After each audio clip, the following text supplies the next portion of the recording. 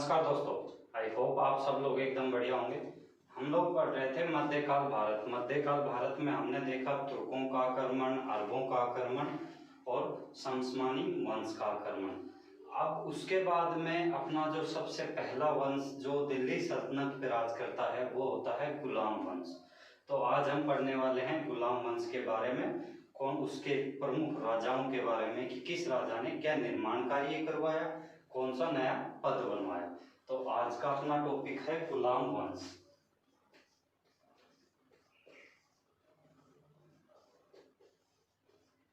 गुलाम वंश शासन करता है 1206 से लेके 1290 ईस्वी तक। अब गुलाम वंश आया कहां से? गुलाम वंश आता है कुतुबुद्दीन ऐबक द्वारा। कुतुबुद्दीन ऐबक होता है मोहम्मद गोरी, जो पृथ्वीराज चौहान के साथ युद्ध करता है, दिल्ली पे नियंत्रण करता है। उसके बाद में जब वापस लौट रहा होता है तब कुतुबुद्दीन ऐबक को भारत का नेतृत्व सौंपता है और अपने अरब कंट्री की साइड जाने लगता है। उस समय कुतुबुद्दीन ऐबक दास हुआ करता था मोहम्मद गोरी का, और उसी दास ने ही गुलाम वंश की स्थापना की। ये मोहम्मद गोरी का गुलाम था, दास था, इसी के कारण इस वंश का नाम पड़ा गुलाम वंश। तो इसमें सबसे पहला शासक आता है कुतुबुद्दीन ऐबक। कुतुबुद्दीन ऐबक कुतुबुद्दीन ऐबक शासन करता है 1206 से लेके 1210 तक। कुतुबुद्दीन ऐबक कौन होता है? पहला तो यही कि मोहम्मद गोरी का दास होता है।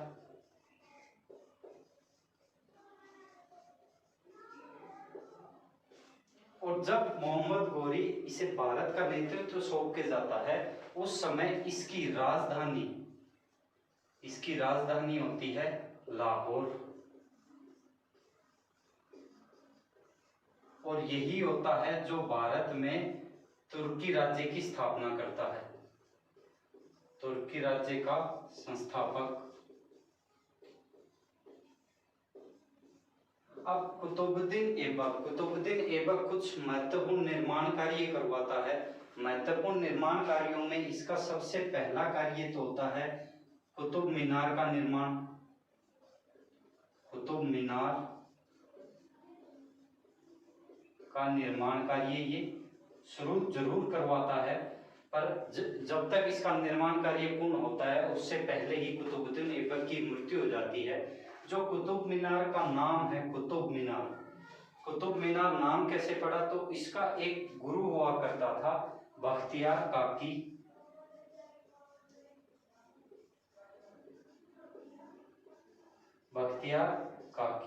बख्तियार काकी इसका एक ख्वाजा हुआ करते थे, जिनके नाम पे इसने कुतुब मीनार का नाम, उस मीनार का नाम कुतुब मीनार रखा। उसके बाद में ये दिल्ली के अंदर पृथ्वीराज चौहान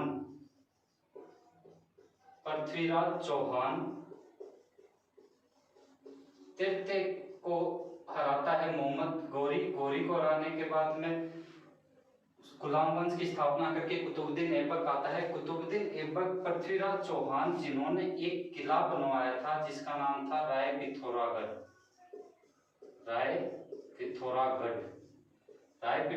कहाँ पे है? दिल्ली के अंदर। तो कुतुबुद्दीन ऐबक क्या करता है?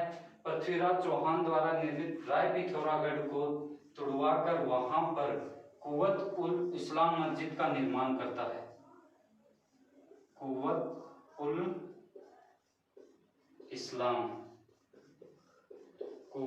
इस्लाम मस्जिद का निर्माण करवाता है। उसके बाद कुतुबुद्दीन ऐबक दिल्ली पे नियंत्रण है तो सीधी सी बात अजमेर पे भी नियंत्रण होगा। ये क्या करता है कि कुतुबुद्दीन ऐबक संस्कृत महाविद्यालय को तुड़वाता है। संस्कृत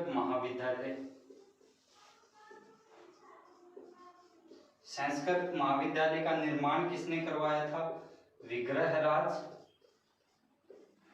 चतुर्थ ने। विग्रहराज चतुर्थ संस्कृत महाविद्यालय या संस्कृत पाठशाला का निर्माण करवाता है। उसको तुड़वाकर कुतुबुद्दीन ऐबक 2.5 दिन का झोपड़ा बनवाता है, 2.5 दिन का झोपड़ा। इसके निर्माण कार्यों में मुख्यतः ये क्या करता है, पहले से कोई निर्माण की हुई कोई गढ़ है, कोई पाठशाला है, उनको तुड़वाता है और उनपे अपने अकॉर्डिंग उनका नाम रखता है और अपने अकॉर्डिंग या तो मस्जिद बनवाता है या झोपड़ा बनवाता है। उसके बाद इसके जो सेनापति है, इसका सेनापति होता है बख्तियार खिलजी, जो मोहम्मद गोरी का भी सेनापति होता है। इसका सेनापति पहुंचता है नालंदा विश्वविद्यालय, नालंदा विश्वविद्यालय, और नालंदा विश्वविद्यालय को विध्वंस करता है, उसको नष्ट कौन करता है, बख्तियार खिलजी। बख्तियार खिलजी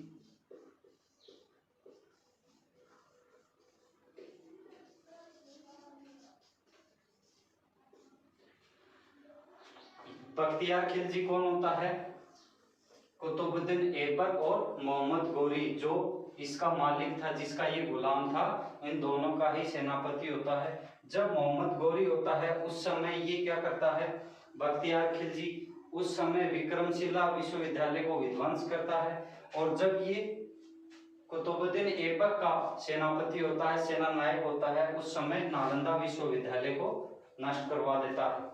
इसके बाद में इसका उत्तराधिकारी आता है, इसके उत्तराधिकारी का नाम होता है आराम शाह, जो एक अयोग्य शासक होता है। कुतुबुद्दीन ऐबक का शासनकाल होता है 1206 से लेके 1210 तक। उसके बाद में इसका उत्तराधिकारी आता है दूसरे नंबर पे आराम शाह। आराम शाह जैसे कि नाम से ही है, तो ये सिर्फ 1 वर्ष तक ही राज करता है 1210 में ये राज करता है। इसके बाद में आता है शमसुद्दीन इल्तुतमिश। शमसुद्दीन इल्तुतमिश जो शमसी वंश से संबंधित था, और वो शमसुद्दीन इल्तुतमिश जो होता है वो राजधानी अपनी लाहौर से दिल्ली चेंज करता है। तो दिल्ली सल्तनत में लाहौर से दिल्ली राजधानी चेंज करने वाला पहला शासक कौन था, इल्तुतमिश। आराम शाह के बाद में आता है शमसुद्दीन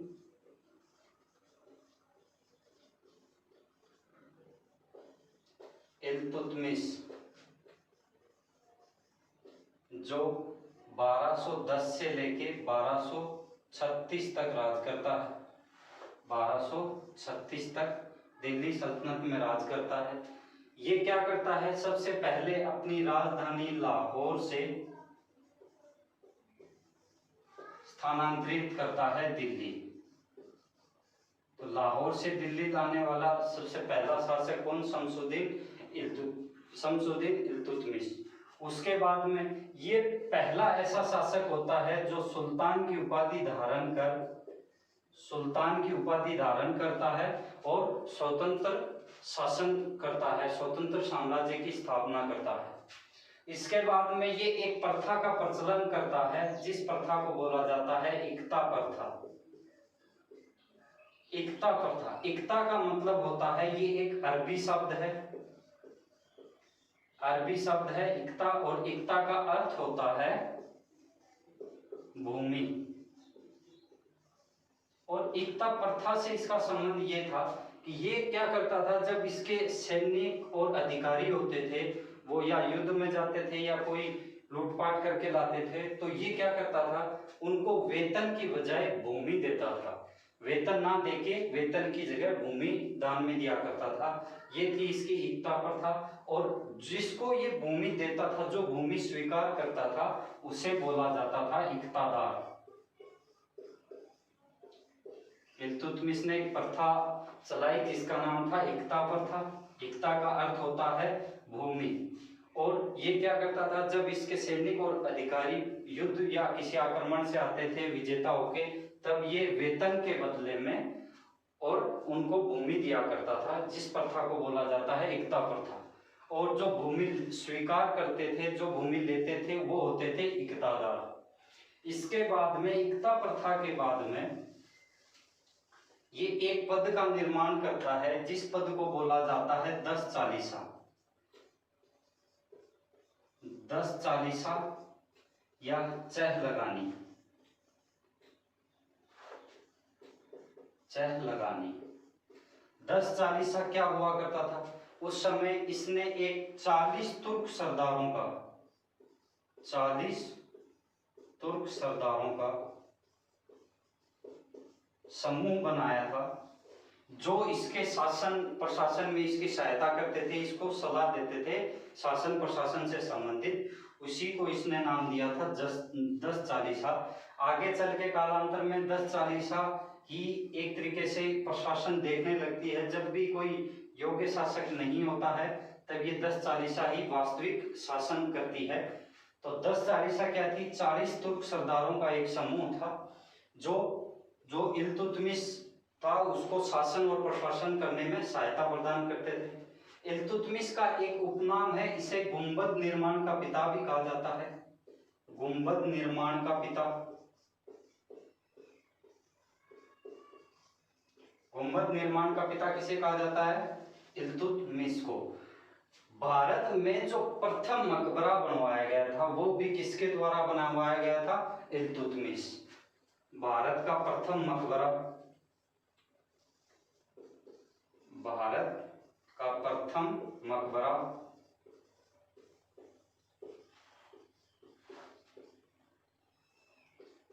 किसके द्वारा बनाया गया था? इल्तुतमिश के द्वारा। इसे गुंबद निर्माण का पिता कहा जाता है तथा ये इसने भारत में सबसे पहले मकबरा बनाने की जो प्रथा थी उसकी शुरुआत की थी। उसके बाद में जो इसने मकबरा बनवाया था उस मकबरे का नाम दिया जाता है सुल्तानगढ़ी का मकबरा। सुल्तानगढ़ी का मकबरा।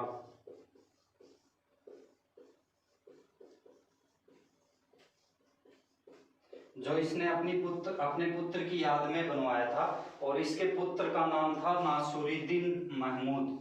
नासिरुद्दीन महमूद।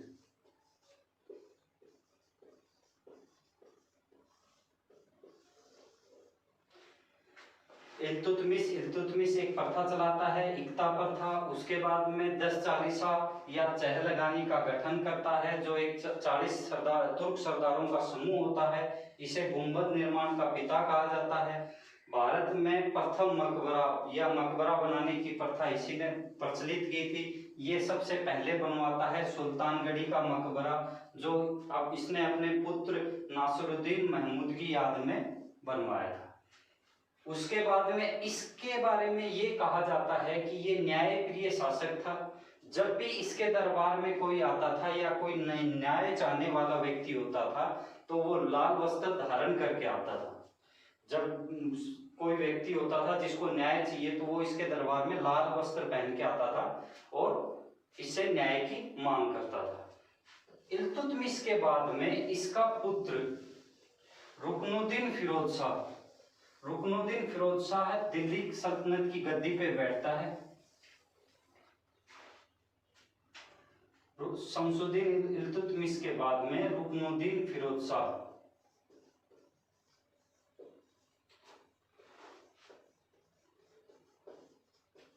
रुकनुद्दीन फिरोज शाह जो 1236 में दिल्ली सल्तनत की गद्दी पे बैठता है, जो एक अयोग्य शासक होता है और जो वास्तविक सत्ता का संचालन किया जाता है वो किसके द्वारा? 10-40 द्वारा किया जाता है।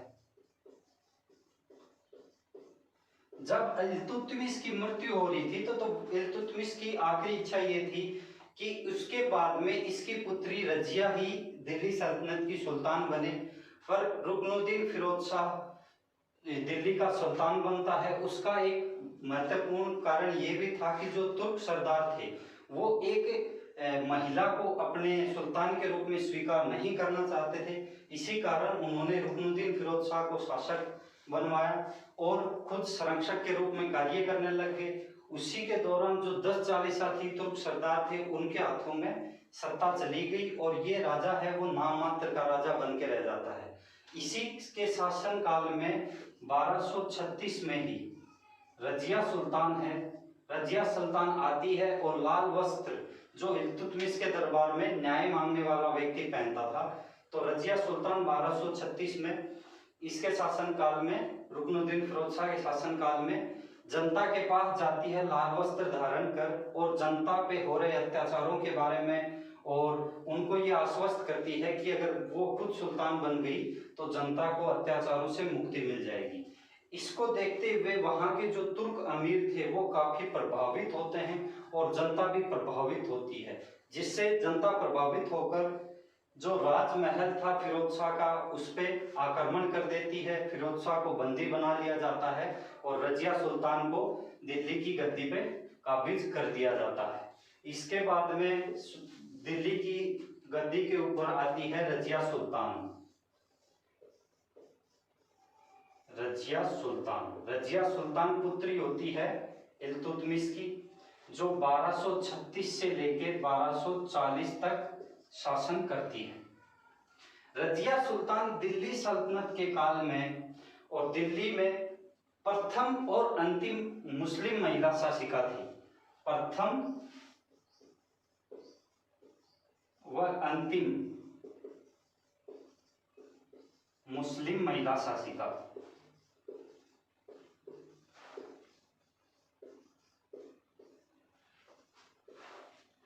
मुस्लिम महिला शासिका थी। जो कौन थी? प्रथम व अंतिम मुस्लिम महिला शासिका थी रजिया सुल्तान, जो 1236 से लेकर 1240 के बीच में राज करती है। ये अपनी वेशभूषा भी सैनिकों की तरह धारण करती है और राज दरबार में भी ये सैनिकों की तरह ही जाती है। उस समय ये कुबा पहनकर, रजिया सुल्तान कुबा पहनकर और कुलाहा पहनकर राज दरबार में जाती है। कुबा उस समय कोट को कहा जाता था और कुलाह कहा जाता था टोपी को। तो रजिया सुल्तान जब अपने राज दरबार में जाती थी तब वो सैनिकों की वेशभूषा पहनती थी।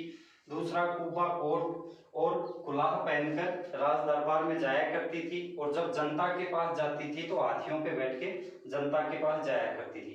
कहा जाता है कि एक अबिसिनिया का एक निवासी था जलालुद्दीन याकूत।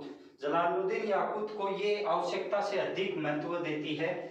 देने का एक रीजन ये है कि ये घुड़सवार की शौकीन होती है, घुड़सवारी सीखना चाहती है और जलालुद्दीन याकूत को इसको घुड़सवारी सिखाने के लिए नियुक्त किया जाता है, जिसके कारण इनकी नजदीकियां बढ़ती हैं। नजदीकियां बढ़ने के कारण रजिया सुल्तान जलालुद्दीन याकूत को और अपनी अश्वशाला के प्रधान के रूप में एक पद दे देती है, जिसके कारण जो अमीर तुर्क थे वो नाराज हो जाते हैं।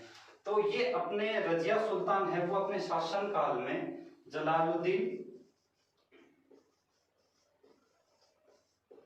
जलालुद्दीन